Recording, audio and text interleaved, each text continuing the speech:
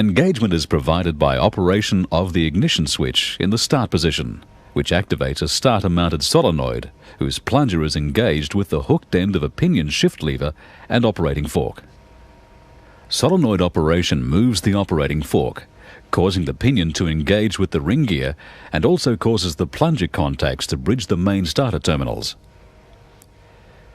The fork locates in a guide ring on a pinion driver, which is coupled to the pinion via a roller-type overrunning clutch designed to transmit drive in one direction only.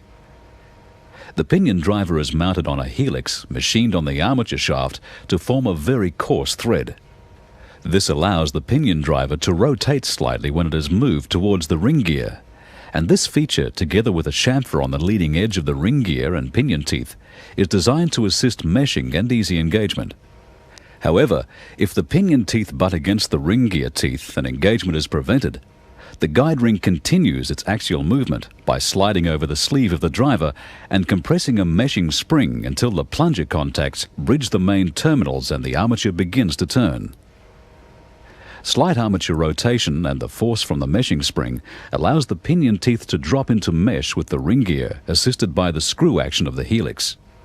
The helix forces the pinion further into the ring gear until the pinion contacts a stop ring on the armature shaft. This prevents further axial movement, and the driver and pinion now lock to the shaft via the helix and overrunning clutch and transfer the armature rotation to the flywheel. The pinion has only a small number of teeth compared to the ring gear, and this means the armature will rotate several times for each revolution of the flywheel. The gear reduction also multiplies the torque from the starter motor. As soon as the engine starts, its rotational speed will eventually exceed the speed of the armature.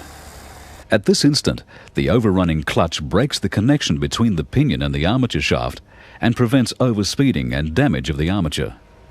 The pinion remains meshed as long as the engaging lever is held in the engaged position. Releasing the starter switch allows the solenoid plunger return spring to return the engaging lever, driver and pinion to their original position.